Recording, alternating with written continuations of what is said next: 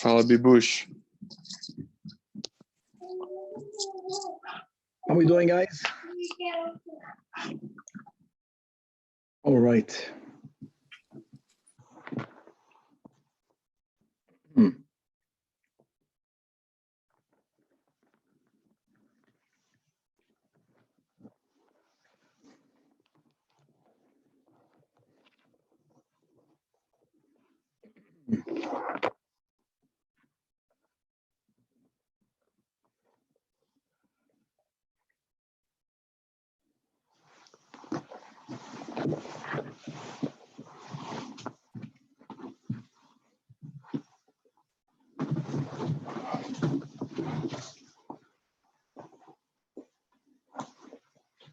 Just give me a second.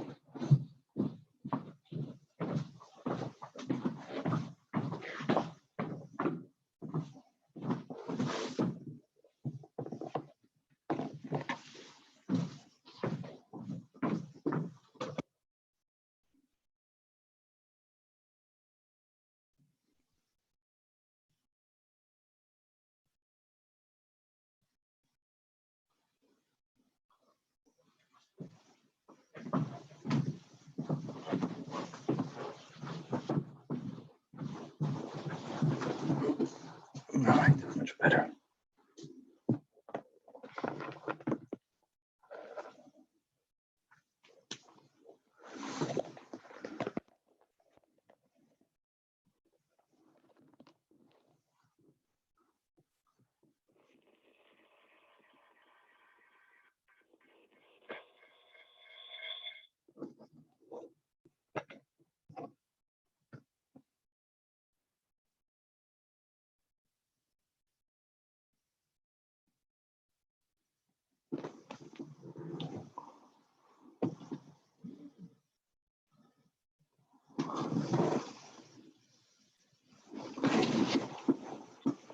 All right. All right.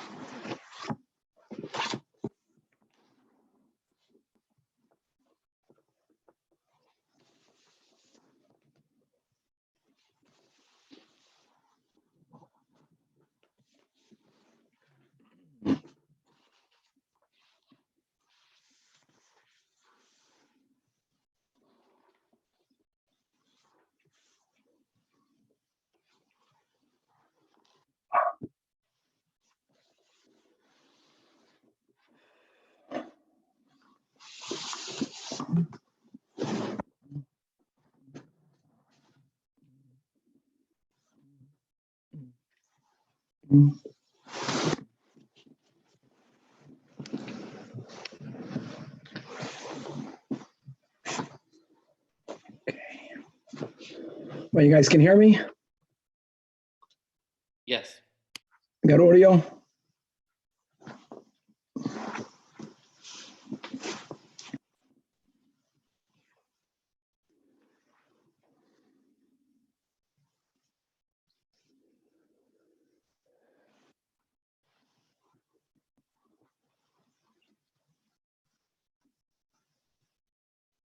Good morning, Rabbi. We can hear you.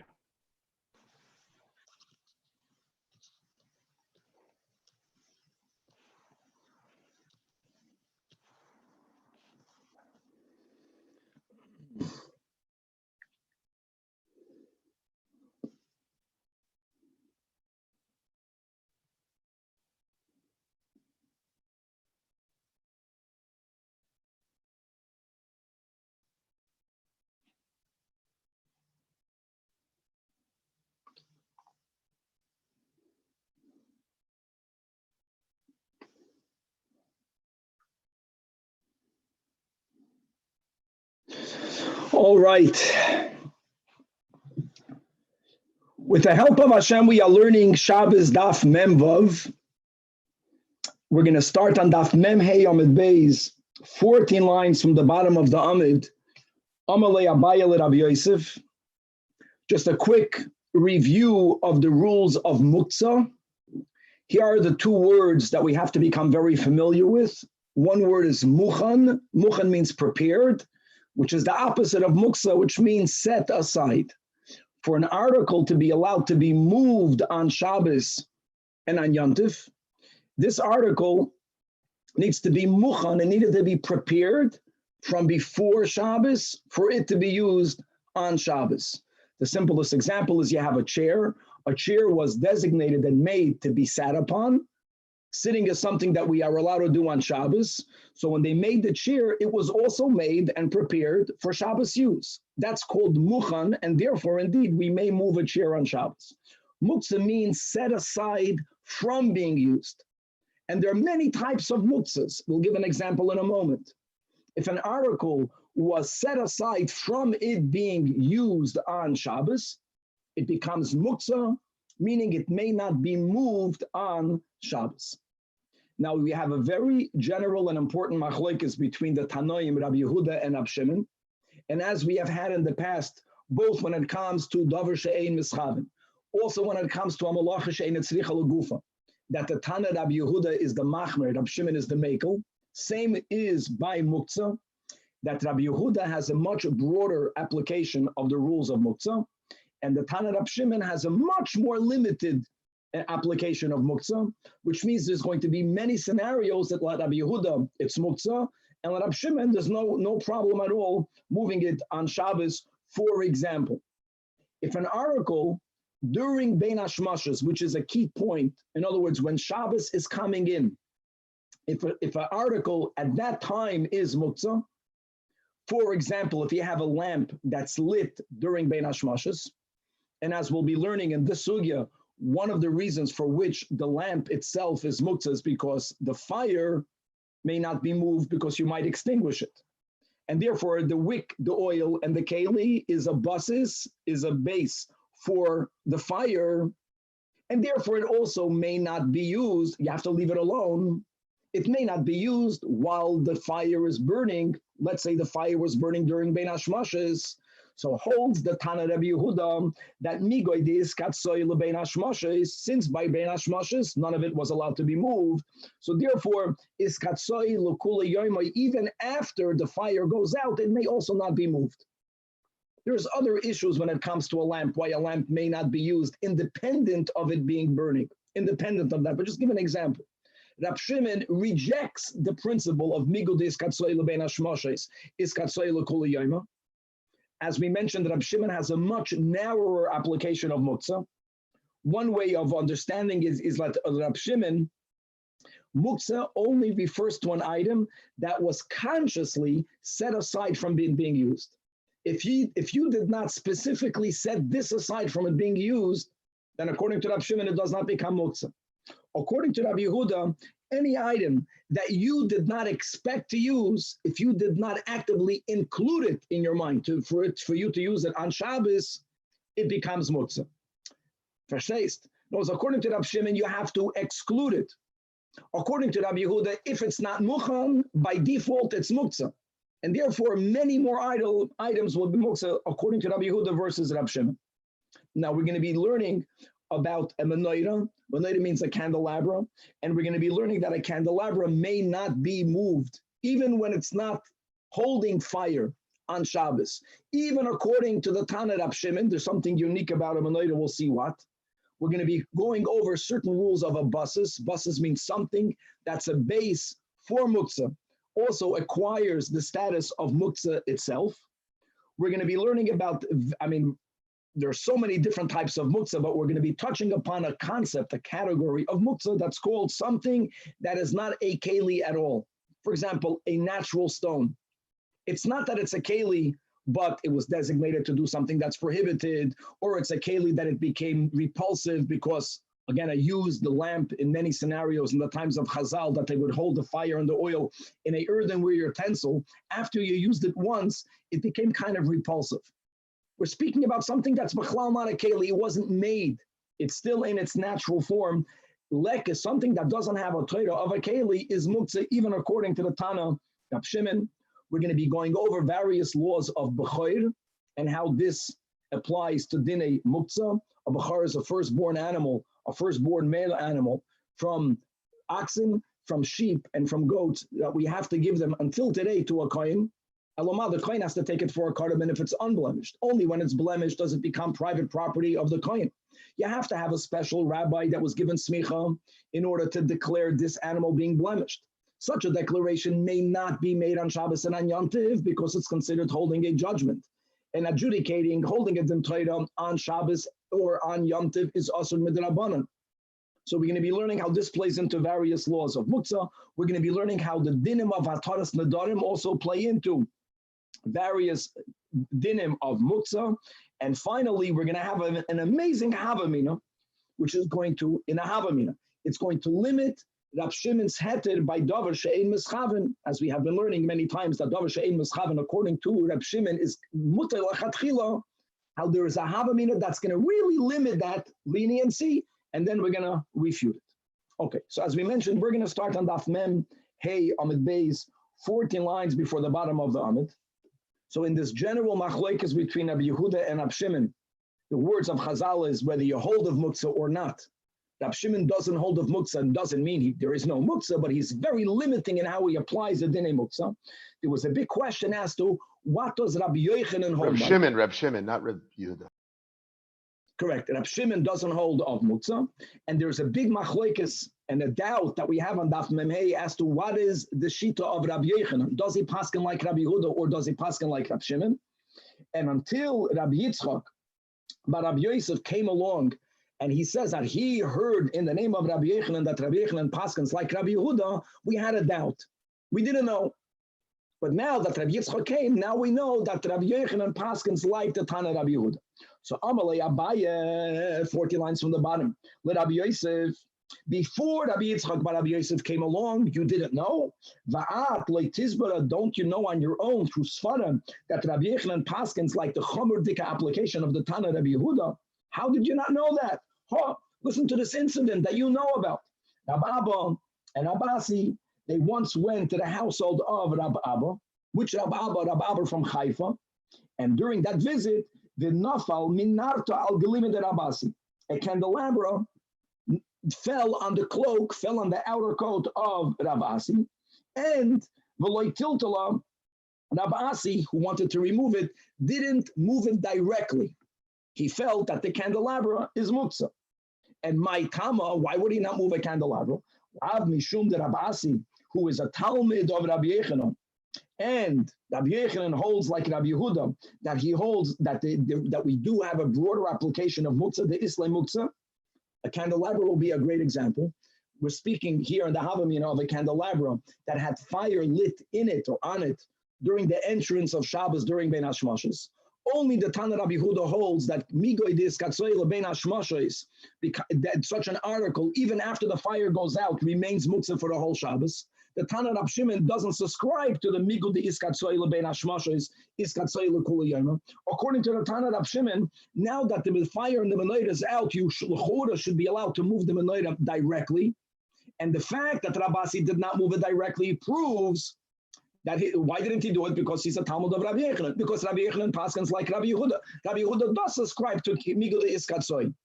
That should be the only reason why a menorah may not be moved. So why don't you know that from that incident? So Amalei, no. Minartok Amrati, bringing me the story from the menorah. A menorah is different. A candelabra is different. Rab Shimon B'tzidain, he gave the following rule when he was there, that menorah hani tell us if you have a lightweight menorah, meaning a menorah that you can carry with one hand, you may move it. We'll see why one hand, why two hands. We'll see the whole thing in a moment. But a menorah that you need two hands to move, it's a heavy menorah. Also, may not be moved. And on that, Rabbi Yechanan Amar, Ein Anu Lanu, Ela B'neir Ki Rab Shimon. The only time we paskin like Rab Shimon, says Rabbi Yechanan. Now, Chavra, we're not speaking about the concept of Migud the Iskatsoi. We paskin like Rab Neir of Rab Shimon. We're speaking about another concept. That's something, like we mentioned, a Neir. A Neir is a lamp, a one candle holder, which was made normally out of earthenware. Once it was already used once or more times to hold a fire, it becomes repugnant. And there is a machlekes whether we say that if something is repugnant, it remains muktzah. Another, Rabbi Yehuda, Rab Shimon. Rabbi Yehuda holds that there is a concept of muktzah machmas mius, and Rab Shimon doesn't subscribe to the whole concept of muktzah machmas mius. And if you, for whatever reason, want to move this lamp during Shabbos, you may move it according to Rab Shimon. So Rabbi Yechanan says, oh, we, by Ned, is where we paskin like Rab Shimon. But when it comes to a menorah,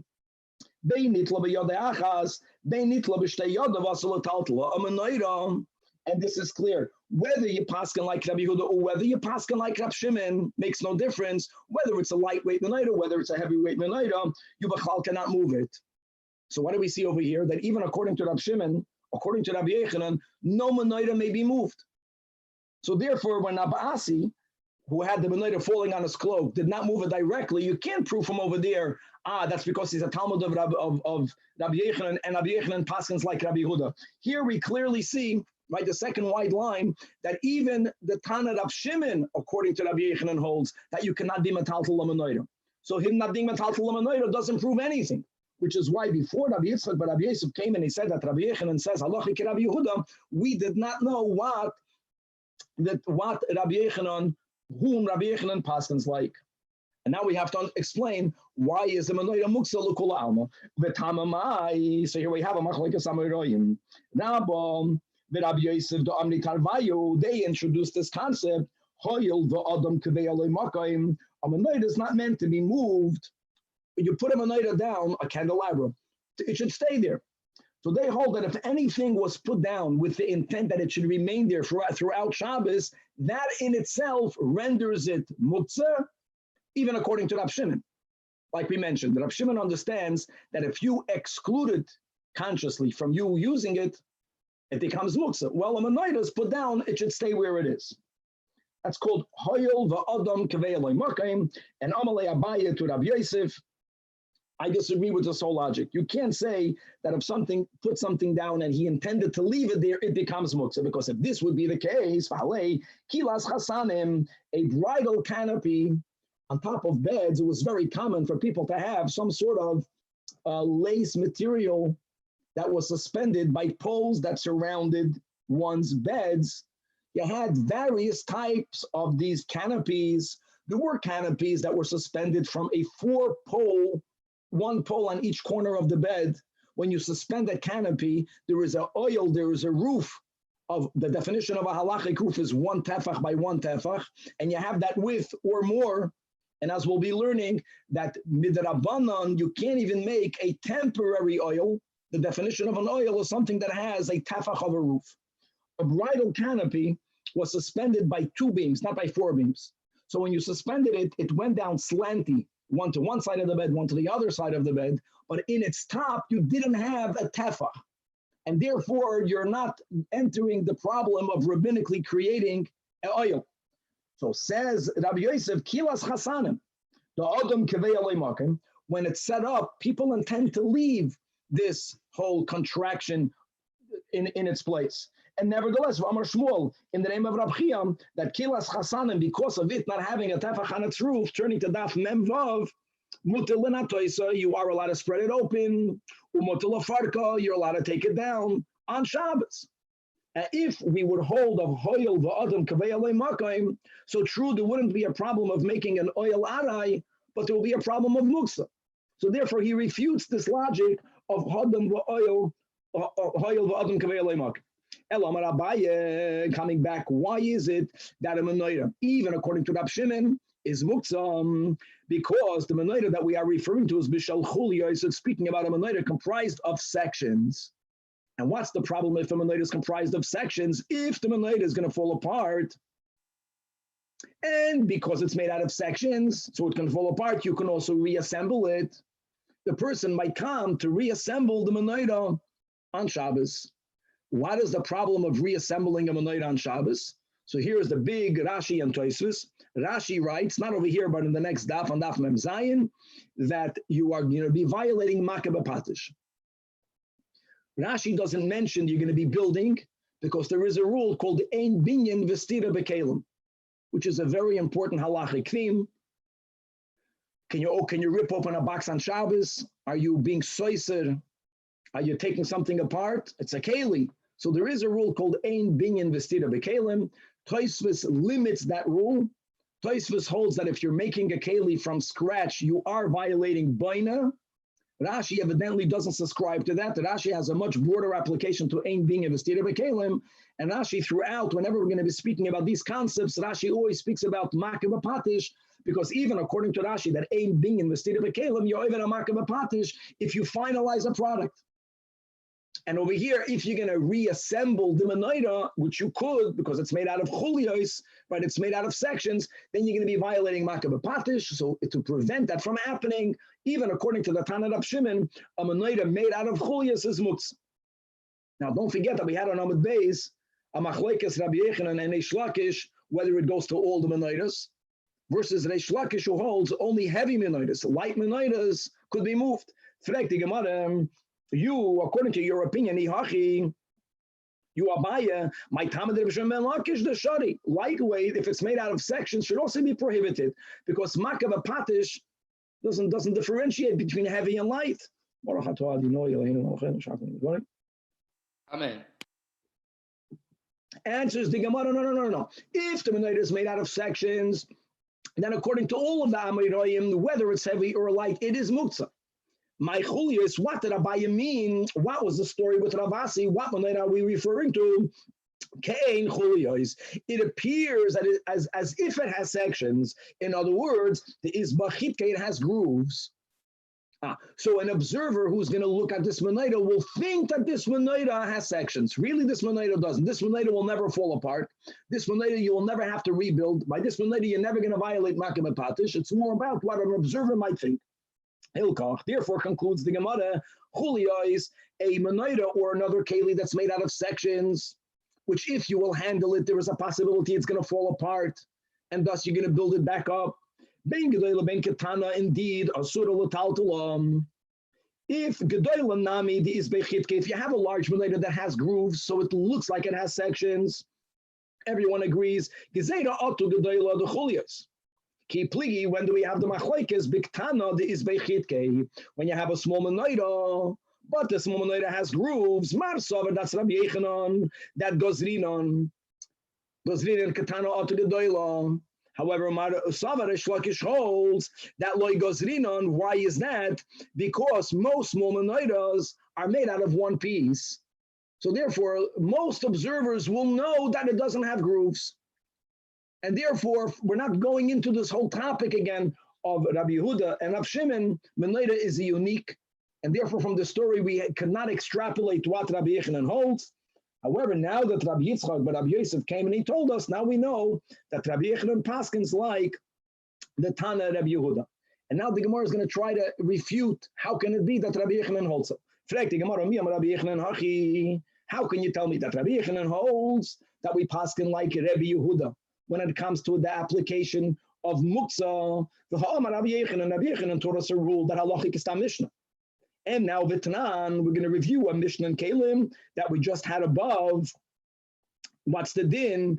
A muchni shalah. We're speaking here about a coach, about a carriage that has wheels.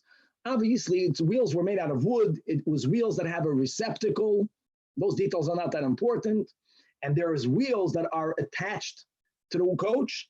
And then you have wheels that are nishmetas that are easily removable. So there's a whole way of viewing the status of those wheels when it comes to the laws of Tumah and Tara. And here the Mishnah gives you various applications. We're speaking about a wheel that's nishmetas, that's removable. First of all, ein chibula. It's not considered one keli. So for example, if one of these two became tamei, with the source is an av, so the keli becomes a rishon. A keli could become a rishon, but as we learned so many times, a keli cannot become a sheni. So if one, let's say the carriage became tummy, since the wheel is removable, we don't view the wheel as part of the carriage, the wheel won't become tummy, or vice versa. If the wheel becomes tummy, right, a keli cannot be matama another keli, so the carriage doesn't become tummy. Another rule, the ein nimdedes ima, it's not measured together. What measurement are we speaking about? If you remember, there's a rule that any movable keli, if it is so large that when it is full, it's difficult to move it, then it doesn't have a Torah of a keli when it comes to the laws of Tuma and Tara, and even if a source of Tuma touches it, it does not become tummy. How large does a keli have to be for us to say that it cannot be moved when it's full? A keli that can hold 40 sa'a of liquid. That was the rule. And remember when we learned this on Daf Mem Daled, what happens is like this, is that you don't look in the receptacle part of the keli. You include the walls of the keli to see whether it comes to the measurement of 40 sa'a. For example, you take a very large container of liquid, you move the entire keli, you put the entire keli into that container. You want to see how much water was moved aside, how much water was thrown out. And if the keli displaces 40 saw of water, then this is a keli that doesn't have a status of a keli when it comes to the laws of Tum and Tara. The question is, when you're putting the coach into this huge body of water to see whether it's going to displace 40 saw, do you include the displacement made by the wheels or no? So that's another din. Since these wheels are removable, they're not part of the coach, even though that with the wheels you had 40 saw of water that was displaced. If it was exactly that, which means you know that if you would not have put the wheels in there, you would not have displaced 40 saw of water, then that keli is going to be mekabel tuma. Another din, the ein matzelasima ba'oil hames. Another good rule, whenever you are in a keli, that this keli, because of its size, is not mekabel tuma, even if this keli is going over a grave, since there is a barrier of the floor of the keli and you, since the keli itself does not become tamei, so the tumah doesn't penetrate and make you tamei either, which is great. So you remain tahar. Now what happens if you're going in this coach, you're going over a kaven, but you have an article sticking out of the window of the coach, but that article is over the wheel. So that's the same thing. The wheel in itself doesn't have the shiur of 40 saw. The wheel in itself, because it's removable, is not considered part of the coach. The wheel in itself becomes tamei. So since it becomes tummy, it doesn't stop the tumah from continuing to go up. So that article that's over the wheel will become tummy. And the final din is, the ein nigrarim oisa b'Shabbos, you may not drag this wheel on Shabbos when there is money on top of the wheel. Oh, so now we are learning about the rule of buses. If money is on top of a wheel, right, so then the wheel becomes a buses l'davar ha'asur. It becomes a basis to muktzah, a base for muktzah, and the rule is that while it is a base for muktzah, it in itself also becomes muktzah. Now listen to the logic. If the wheel would have been considered part of the coach, the money is not on the coach, the money is only on the wheel, which means the coach is not a basis to the money, even though there's money on the wheel. Since the wheel is buttled to the coach, because it's a wheel for the coach, so we are allowed to move the coach. Even though you will be also dragging the money along with it. But now that we view the wheel independent of the coach because it's a removable wheel, we do say that the wheel is a basis for money. Now that the wheel is a basis for money, so the wheel cannot be moved. Now that the wheel cannot be moved, you cannot even move the coach, because moving the coach is going to be moving the wheel, with the wheel as a basis to money. Okay, so these are all of the dinim we learned in the Mishnah in Kalim. Now, what are we implying from this Mishnah? Ha ein aleha ma'is. But if there is no money on it right now, even though there was money on it in Bein Hashmashes, you can move the coach and the wheel if nothing is on it right now. Now, this is the machlokes between Rabbi Yehuda and Rabbi Shimon, whether we say migri di iskatzoi lebein hashmashos iskatzoi lekula yomi, which is the Tana Rabbi Yehuda. Rabbi Shimon holds that you don't say migri di iskatzoi. The Mishnah seems to be implying, like the Tana Rabbi Shimon, it is a Mishnah not attributed to any Tana. It's a Stam Mishnah. Rabbi Yochanan paskins like a Stam Mishnah.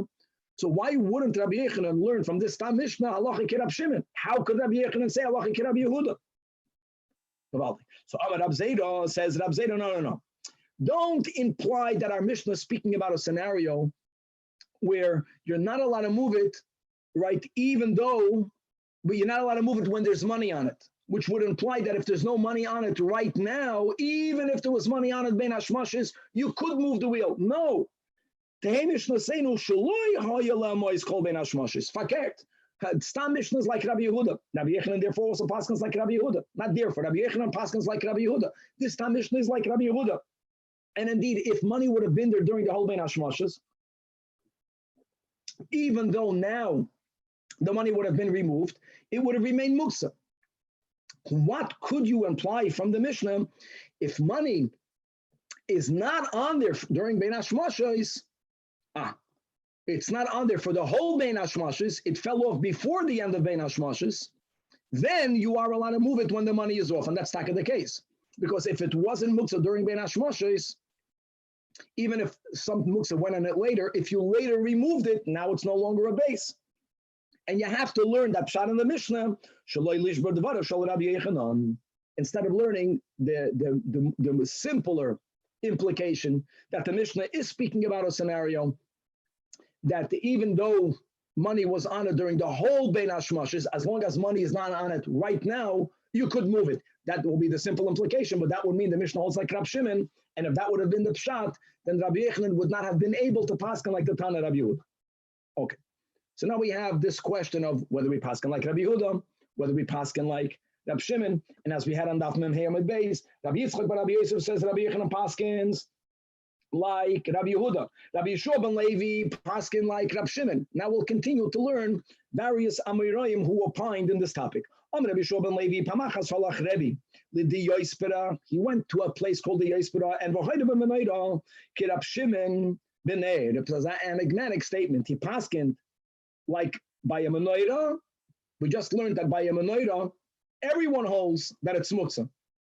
And then it says, and he paskined like Rab Shimon by a neir. So he wanted to understand exactly what did Rabbi paskin. Does it mean that hoya b'menorah ki Rab Shimon ben neir lehetera? That just like Rab Shimon allows you to move a neir, because Rab Shimon does not subscribe not to muktzah machmas mius, nor does Rab Shimon subscribe to migudis katsoi. So Rebbe was more lenient than the shitas that we learned on Daf Mem Hey Amud Beis, that held that Bein Rab Shimon, Bein Rabbi Yehuda, a menorah becomes asur because of the whatever it's hoyel v'adam kavei aloi makayim, or because of the ke'ein chuliyos v'chulei. No, that Rebbe was matter to move a menorah. Is that the pshat? Oidilma, no. Hoya b'menorah li'isura. Fakert. Rebbe paskin like a menorah was speaking about a menorah that has grooves, like we learned in the sugya that l'kula al mitzasir. However, Rebbe also paskin like Rab Shimon by a neir, meaning if a neir, even if the neir was burning during ben hashmashes, and even though then the lamp right now is a little bit repulsive, it's not muktzah. If there's no fire on it right now, we don't say migu de'iskatzoi. We don't subscribe to migu to muktzah mamachmas mius, and Rebbe paskin like Rab Shimon. Nevertheless, by menorah, like our sugi, he paskin liyisura. Or was Rebbe even more lenient than we are learning in our sugya? And Rebbe holds, since he paskins like Rab Shimon, that a menorah could be moved for that teku. Let this question stand. Now the Gemara says, "Vayte Rav Malkiah." Remember Rav Malkiah and Rav Malkiah. Rav Malkiah, he once went to the house of Rebbe Simlai and Vitiltel Shraga. Let's speak about a candle that was lit during Ben Hashmashes. Now this lamp was out. That's the machlekes Rabbi Yehuda and Rav Shimon. Rav Malkiah moved it. In other words, Rav Malkiah held like Rav Shimon. However, but Rav Simlai was upset at him. You're in my house. Rav Simlai paskin like Rabbi Yehuda, and he felt that he should have done as the Balabas does in the house, ki Rabbi Yehuda. Another machlekes Amoraim. Rabbi Yosi Gilila, he once went to the place of Rabbi Yosi bar Rab Chanina, and he again tiltel shraga. But Rabbi Yosi bar Rab Chanina. Again, that's the machlekes Amoraim, whether we paskin like Rab Shimon or like Rabbi Yehuda. Now the Gemara says, Rabbi Abohu, ki ikla la'asad Rabbi Yeshua ben Levi, when he went to the place of Rabbi Yeshua ben Levi, as we just quoted from Mem Hey Amud Beis, Rabbi Yeshua ben Levi says the halach is like Rab Shimon, have a metaltal shraga. Such a neir he used to move. Again, a Ner, right now it's out, but it was lit during Ben Hashmashas. However, Ki Ikla La'asri de Rabbi Yechanan, and now that we know that Rabbi Yechanan Paskins like Rabbi Yehuda, why have him in Talkal Shraga? Fragt die Gemara, hold on, what did Rab Abba hold? Manavshach. Ik Rabbi Yehuda Sfirolei, Levike Rabbi Yehuda. Ik Rab Shimon Sfirolei, Levike Rab Shimon. Last narrow line, says the Gemara, Lo'olam, Rab Abba himself, Rab Abba himself, Paskin like Rab Shimon. However, Mishum Kavoided Rabbi Yechanan, who Doloi Hava Avi, that's the concept of a Mara da Asra.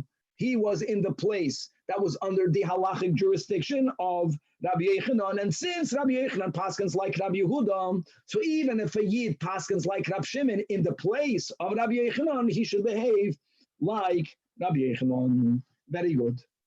Okay.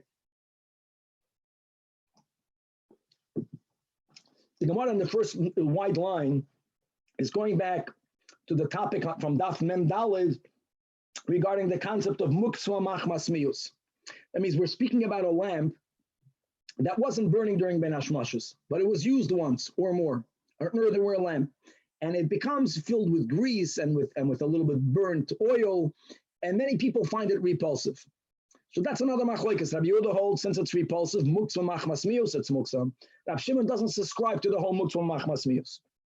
So Amar Rav Yehuda, the Amoy Rav Yehuda says that Shraga the Mishcham, if you have a lamp that used prior to Shabbos, it used oil to burn the fire, Shari L'Taltule, you are allowed to move it. Obviously, Rav Yehuda paskins like Rebbe Shimon, who doesn't agree that there is Muksva Machmas Mius. However, even though I paskin like Rav Shimon, the nafta, if it was used prior, the fuel was nafta. We had that in the beginning also by Shabbos, right? By Madlikin, it's pitch, it's foul smelling. Even according to Rab Shimon, also let's look inside the Rashi 4 lines before the bottom of the Amid. In other words, since the misrach and pashut smells bad, afilu Rab Shimon maidam dolei chazi elo lemalachtoy. So that's called muksva machmas isur. Since it will only be used for a lamp, and since a lamp is something that we may not light on Shabbos, so even Rab Shimon subscribes that this will become muktzah. Rabba v'Rab Yosef do'amri tarbayu, that the naftanami shari l'taltula. No, obviously if you paskin like Rab Shimon, if you paskin like Rabbi Yehuda, a lamp that was used with oil prior to Shabbos becomes muksva machmas mius. But they hold that according to Rab Shimon, you are allowed to use any ner, even if it was used with nafta. The Maharshal takes out the parentheses, so we will not read it. And that will clarify why they said that. So Rab Avia ikla lebei Ravam. Look at the story. Rab Avia went to the house of Rav, and Hava me'isan beikare, and Rab Avia's shoes were filled with mud. All of the stories that we learn in the old country, right? You didn't have pavement, and the fancy people were afraid to be machnisa yarchim because they didn't want the house to get filled with mud. I know that my mother, Zayda, Meir Simcha Chain, was very careful that he should never buy any sort of furniture that will be fancy, that will inhibit him and his wife of having achnasas archim. In other words, you have to have a home that even if people come in with muddy shoes, they're welcome. But here you see a story that Rabbi Avia walked into Rava's house with muddy shoes, Bettina. His shoes were muddied with mud. And Ative Apuria Kamei Rava, and Rabbi Avia put them in the bed in front of Rava. In other words, Rava felt, this is really a halachic topic, that he would have been allowed to clean off his shoes. That's another whole topic. Rabbi Avia didn't hold that you are allowed to do it. And Ikpit Rava was upset that Rabbi Avia walked in with dirty shoes. Now, what do you do when you get upset at someone? So this is Gavaldik. So Rava wanted to get back at him. How was Rava going to get back at him? Rava was going to ask him a question that he wouldn't know the answer for. He was trying to get him back. So this is the question. So Amalei, so Rava tells Rabbi Avia, my Tama, what's the reason of Rabbi and Rabbi Yosef? The Amri Tarvayu, that if you had a shraga that was before Shabbos used, even with nafta, according to the Tanach of Shimon, you're allowed to move it. L'chura, the shitas that we had above of Rabbi Yehuda makes more sense the way we learned in Rashi, because the lechazi el l'malachtoy. So Rabbi Avia knew the answer. So Rabbi Avia tells her, that's not a question. There is a permissible function. If you have a utensil and you want to cover it, you're using the outside of the utensil to cover it, right? So you don't care if you're going to take a nail that inside of it, it smells bad and it doesn't look nice. It's a cover. So since there is a permissible function, according to the Tanach Rab Shimon, it never became muksa. So Amalei, so Rava tells Rab Avya, Oy bazoi elamata, kol tzeroide shevachatzir, all stones, all pebbles in your back or front yard, or even according to Rab Shimon, we should have been allowed to be metaltalin. Any stone can be used to cover a utensil. Everyone subscribes to the fact that stones or pebbles are muksa on Shabbos. But according to you, it should not be muksa. If anything could be used for a davar hamuter, right? So then why is it included in muksa? So here again, Rab Avya knew the answer. So Amalei, Rab Avya tells Rava, no, you can't compare one case to the other. When it comes to the nail, true that it was used with nafta, both it's repulsive and it smells bad, but at least it's a utensil. And the way we are explaining the shita of Rab Shimon, that once something was made as a keli, it only becomes muksa if you intentionally set it aside from it being used. And you never set it aside. You maybe were not planning of using it, but you never set it aside. Now that there's a permissible function, you want to cover a keli, is good. But a stone, leka toidas keli, it was never made, it's not mukhan at all. It was never made for anything. It is the way it is, the way God made it. That doesn't make it into a keli. And therefore, let Rab Shimon, even according to Rab Shimon, something that doesn't have a toidas keli is a bona fide muktzah. And I'll prove it to you, says Rab Avya to Rava. Mi Tanya, did we not learn to the days? Hashinayim. We're speaking about various ornaments that a woman midrabanan may not walk out into the Rishus Harabim with, because many times she would show it to her friend and then end up carrying, and that includes shirayim, bracelets, hanazamim, nose rings, v'hataboy, stam rings. These articles not only may not be worn outside in the Rishus Harabim, and this is a sugi that we're going to learn in Daf Nun Tes, Rashi brings, right, Bameh, Isha Yoitza, but really Chachamim said that she may not even wear it in the Chatzir, because if she's wearing it in the yard, she might walk into the Rishus Harabim. However, clarifies the Mishnah that these articles, they may not be worn, but they are allowed to be moved. They're not muktzah. That could be moved in the chatzah. Now hold on. Here it was made to be worn. A woman is not allowed to wear it outside. Nevertheless, they're not muktzah. Why are they not muktzah? Why not? And we'll explain, since it has a status of a keli, so therefore, now that it's a keli, taka, the Chazal did not allow you to use it as it was made for its primary function, but if there's a secondary function that's permissible, then you're allowed to move it. So Hachinami proves Rab Avya, hoyel ve'ika toidas keli yoleha, even Rab Shimon, that's explaining Rabbi and Rabbi Yosef, hold that the nail that was used prior to Shabbos with nafta since toidas keli, and now it could be used, let's say, to cover a utensil, it's not muktzah. Now, the fact that Rabbi Avya managed to answer Rava is viewed as a miracle, because Rava was that great, and Rava was upset at him because he walked into his house with muddy boots. So Amar Rav Nachman by Yitzchak, you have to acknowledge Brich Rachmana, that God got involved. Blessed is the merciful one, the Leikasifei Rava Rav Avya, that did not allow Rava to shame Rav Avya. A nest that he did not trump him. Okay.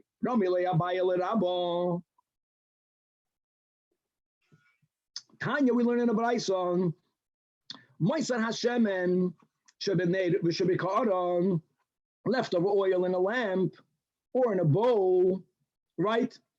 Even after the fire goes out, is muktzah.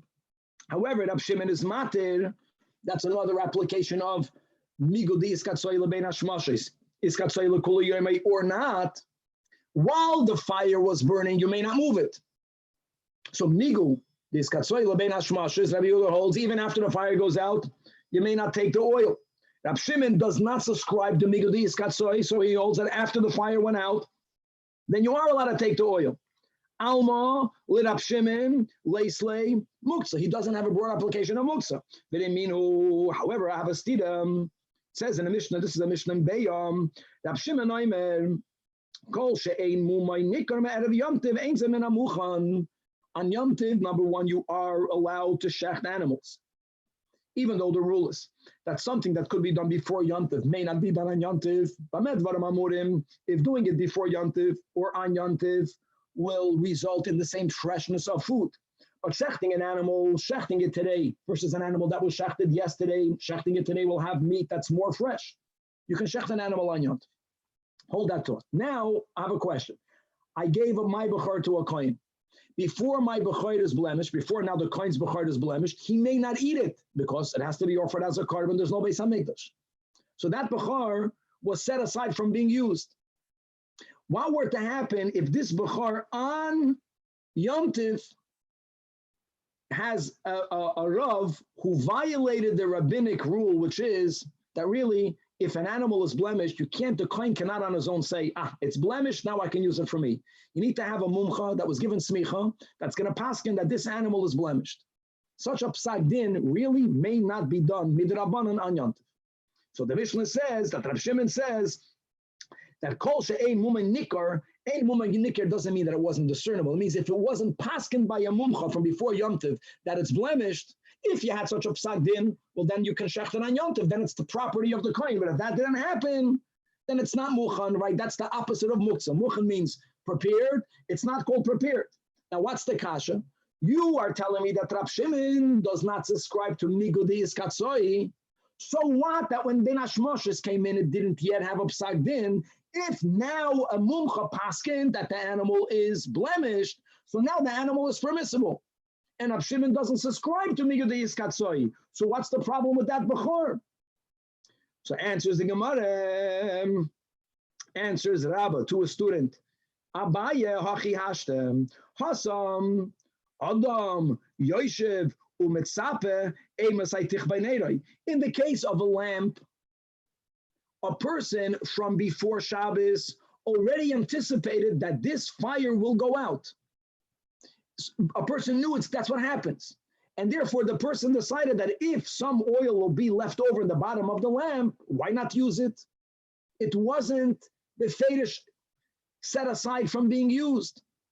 During Ben Hashmoshes, you cannot touch the oil. Rabbi Shimon doesn't care if Migudei Iskatzoi Ben Hashmoshes. If now you can use it, now you can use it. And you anticipated you using it. That's the key word. But over here, by the case of the moon, what does the owner, the kohen, wait for a mum to happen? Does he know it's going to happen? No, the kohen tells himself before Yom Tov, this animal, of course I won't eat on Yom Tov. First of all, who says it's going to get a blemish? And who says it's going to be a mum in the category that will allow the mumcha to paskin that it's my property? And even like we mentioned, midrabanan or chacham may not even give that psak din on Yom Tov. So being that a person did not anticipate this article becoming permitted on Yom Tov, so he did set it aside. He knew he's not going to use it. It was excluded from being used. It was muktzad from before Yom Tov, and therefore even Rab Shimon does subscribe in this limited case to the din of muktzad. Another similar back and forth. Masiv Rama Bar Chama. We have a Mishnah here, later and also in Nedarim, Mafir in Nedarim b'Shabbos, a husband to a wife, a father to a minor daughter, is allowed to be made for her Nedarim. And v'nishalim l'Nedarim shein l'tzarech Shabbos, and if it's an adult that made a neder, which can either be retroactively revoked by going to either a chacham or to 3 adyotis, that is a neder that may be revoked on Shabbos as long as the revocation of the neder is Shabbos related. For example, a person makes a neder not to eat a certain food that is Shabbos dika food. And it's a mitzvah, oinik Shabbos, to have a certain Shabbos dika foods. So that's called l'tzoyrech Shabbos. And if a person made such a vow, a person can have it revoked on Shabbos. Now the problem is, va'amai, same thing. If when Shabbos came in, that food you did not intend to eat because you made a neder, now that you're saying, mi yemir de mizdakek leichacham. Va'amai, lemi mi yemir mizdakek leibal. Who says that the Baal is going to, it was not anticipated for it to be revoked. And if something was not anticipated for it to be revoked, then it should remain muksa. I just want to clarify something very important. Atkan muksa was you're not allowed to move muksa. Here, when we're speaking about, let's say I made a neder, or someone's wife made a neder not to eat shalom. She may not eat shalom, but she is allowed to move shalom because everyone else can have shalom. So here, the concept of muksa means that for the one who made the vow, they're not allowed to eat it. It's a separate concept. And for that eating is that we're talking about that if they have it revoked, then they can eat it. Question is, if we're saying that you don't anticipate someone revoking a vow, that's the way you explain the case of the Mechar. So if it was not anticipated, then even Rab Shimon should hold that it remains muksa. So answers the Gemara, and it's not true. When a wife or a daughter makes a vow, being that the Torah allows for the Baal or for the father to have the koyach to be made for it, is the lachatchila they made it knowing that only if my husband will agree to it will the neder stand. They did anticipate to the possibility that it will be revoked. Hassan Rav Pinchas was Shmei Derava. Rav Pinchas was Shmei Derava. Kol hanoi deres al das baile hinoi deres. So since it was anticipated for it to be revoked, that's why when it is revoked, if you paskin like Rav Shimon, that migud iskatsoi is not said, so I don't care that bein hashmashas the neder was standing. Now the neder was revoked. Now you're allowed to eat it. Says the Gemara, well, that's very nice when it comes to a wife, to the husband, that al das baila, or a daughter on the das of her father. But what about to a chacham? Tashma, we just quoted it. The sefer, the second case was Nishalom Lenadorim Shol Tzedek Shabbos B'Shabbos. But here Va'amai, the second wide line, Lema Mi Yemer Demazakli Chacham answers the Gemara Hassan. Elam Izakli Chacham. Yeah, a Chacham might not do it. But since when it comes to Ataris Nadarim, there's another option, which is Sagile Begimel Hedyoitos. Every person knows that it's easy to assemble three simple people and to tell them, had I known X, Y, and Z, I never would have made the neder, and they would say that it's mutalach. So yeah, people who make a vow never let Rab Shimon completely exclude that from being eaten because they always have in their minds an anticipation that if I want, I can resolve it through the Gimel Hedyoitos. But over here, by the Bechar, indeed, by a Bechar, you have to have someone who has smicha. And as we mentioned, really, midrabanan, he is not allowed to paskin that this animal is blemished. So normally, if it happened to happen, it happened to happen. But it was not something anticipated. So therefore, even let Rab Shimon, that animal remains muktzah, and you may not shecht it on Yom Tov. Okay. Right, back to Daf Mem Dalet. Like we keep on mentioning, that kofsa, that if you have a nair that's lit during Ben Hashmoshes, but now that it went out, you're allowed to be metal to lit, which means, yeah, Rab Shimon doesn't subscribe to migudi iskatsoi, but it's clear that only kofsa in, but before the fire burnt out, loy, then you're not allowed to move it. Question is, why not? Why not? Dilma bahadidin akila, because you're saying you can't move it. Why can't you move the lamp while it's burning? Because when you move it, it might go out. Question is, so what? Here's a Gavalika question. Rab Shimon also holds that davar she'ein mischaven is mutter. The Tanya, for example, Rab Shimon Omer, if you have a heavy bench in your yard, and it's a bench that won't for sure make an indentation in the ground when you drag it. It probably will, but it's not certain. So Rab Shimon holds goyrer adam kisei mita v'safsel. You're dragging it to get the bench from here to there. You're not intending to do charisha. You don't care about the indentation in the ground. But nevertheless, making a furrow in the ground is an act of charisha. Rab Shimon says that if your kavan is not to make the furrow, you're allowed to drag it because davar she'ein mischaven is not even also midrabanan, it's muter. So this is a gavaldik question. If you don't intend to put the fire out, even when the fire is lit up Shimon, why can't you move it? So listen to the Havamina. We're going to refute this, but listen to the Havamina. It says, I'll tell you why. Whenever there's a scenario that if you actually will intend, you'll be over Isudar Isa, Ki loy mechaven gazer Rab Shimon midrabanan, then Rab Shimon by the lamp. How do you what's the kiddarko of putting fire out? One of the ways you put a fire out is by moving a lamp. That's one of the ways. You move a lamp or you blow at it. That's one of the ways you put it out. That's Kedarkoi. And therefore, says the Gemara, suggesting that wherever, if you would have had intent, you would be Oiven and Isur Doiraisa. Rab Shimon doesn't say Davar She'ein Mischaven. Wow. Where does Rab Shimon say, only where does he say Davar She'ein Mischaven is mutter, is that even if you would have intended to do the Isur, you still would not have been violating an Isur Doiraisa. Let me say it out by heart. The way you do Harisha is by using instruments that makes furrows. Taking a bench or taking a bed and schlepping it, even if your intent is to plow, there's a general rule by Shabbos that when you do anything shaloi kedarkoi, you're not violating any Isur Doiraisa. That's the word. It's even if you would have had kavanah to make the charisha, since it's shaloi kedarkoi, it's only Isur midrabanan. Here's what Rab Shimon says: since you don't even intend that, you can do it. It might happen. Who cares? But Rab Shimon will say, wherever, if you have kavanah, you'll be violating an Isur Doiraisa. Rab Shimon won't say Davar She'ein Mischaven. Wow.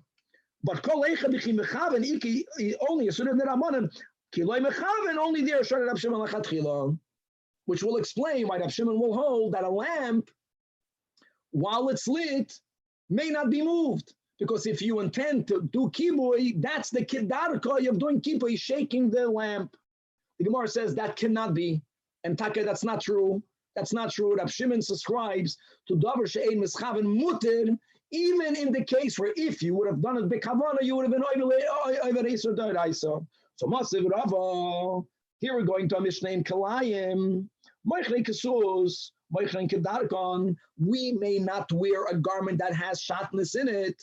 Question is, what happens if I am garbing myself with a shatnez garment, not because I want to have hana'ah, but simply because that's the way a salesman would sell a garment. They didn't have mannequins. They would put the garment on to show people how the garment looks. So says the Mishnah that even if, and I was speaking about selling it to a goy, that if you have garments of kilayim, you can wear them because you're not wearing it b'kavana to have hana'ah. However, u'bulvad, but if you get hana'ah, for example, then you can't put it on. Because I can't put it on if I'm actually going to derive benefit, even though it's not my intent. But if I don't need to protect myself from the sun and I don't need to protect myself from the rain, I'm getting no hana'ah from it. I'm only wearing it to sell it. I'm allowed to wear it. However, nevertheless, for hatsanuyim, mafshilim b'makal achareyim, they put it on a stick on their backs. They don't put it on. Now, here,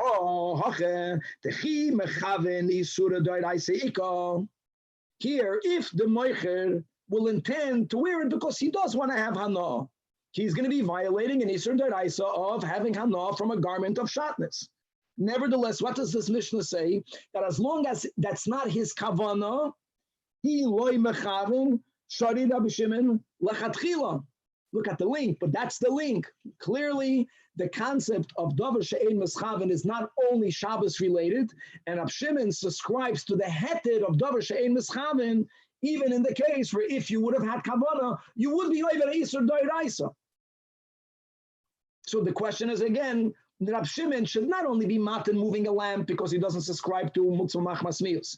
He should not even subscribe to moving a lamp after the fire went out, even though the fire was burning Ben Hashmashis, because he does not subscribe to Nigedis Chatzoil Ben Hashmashis. Rab Shimon should allow you to move the ner even when it's burning. Elo Amar Rava, turning to Daf Mem Zayin, Hanach Lener, Shemen Upsila, Hoyel, where's the Bach? Hoyel Vinasav, the dollar that comes above, Basis has nothing to do with you might do kibui and a chanami. We don't care about that. But the fire is based on the wick and on the oil and on the keli. And the fire itself cannot be touched because touching fire, that's kibui. You can't touch the fire. So the fire cannot be moved. And everything else becomes a buses. That's the pshat. And to buses, everyone subscribes to. During the time that it's a buses, it becomes mutzah. And how beautiful is it? We have in Tanya the whole mashal of the Yanuka that the Alter Rebbe brings so many times. That the Shechina is the fire. And everything else, whether our bodies and our Maisim Toivim, that we, in other words, that when we live a life whose goal is to serve Hashem, then all of us become a buses to godliness, which is a beautiful concept, God willing, to be continued. Good. I think that was a great review on many Dinei Muksa that we had on the last Yeah, it's good. Thank you. Rabbi, thank you. We're starting Sunday morning, 8:00 by Met Toimnim. So you're starting middle of the page of Mem Zayin. Yeah. So that will be the last Chatzi daf that we're skipping, and God willing, we'll go straight over there. Are we doing one daf or two dafs? Repeat that one more time. What we're learning over Shabbos? We're learning, just everyone should finish on their own. It's very daf mem zayin. Are we good? Okay. That was